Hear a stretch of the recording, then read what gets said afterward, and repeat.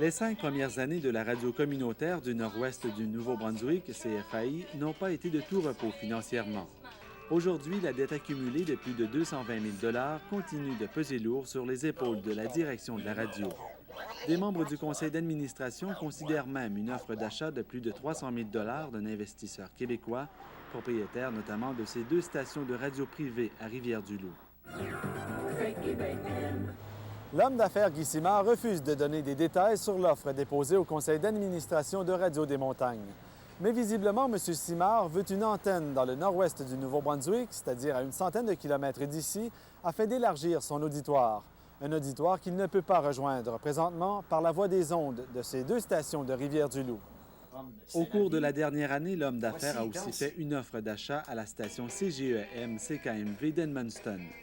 La proposition n'a pas trouvé preneur. Les employés pensent toujours de faire l'acquisition de leur station.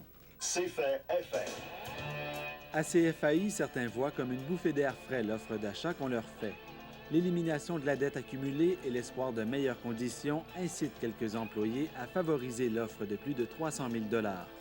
Le conseil d'administration, lui, est divisé sur la question. C'est que les votes présentement sont assez serrés.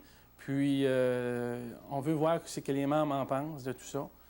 Les membres de la radio communautaire seront consultés la semaine prochaine en assemblée spéciale. C'est eux autres qui sont membres, c'est eux autres qui ont formé la coopérative, c'est eux autres qui ont investi de leur temps, qui ont investi de leurs argent dans cette coopérative-là. Ça sera eux autres à dire, écoute, on est-tu prêt à tout donner, ce qu'on a bâti? Les membres devront trancher en pensant à l'endettement de leur radio et aux sources de revenus qui demeurent toujours limitées. Et si la vente est envisagée, le nouveau propriétaire devra demander au CRTC un changement de licence pour privatiser la radio communautaire. Bien que cette démarche soit très rare, elle est possible, d'autant plus qu'il s'agit d'une radio déjà en ondes. Francis Saunier à Edmundston.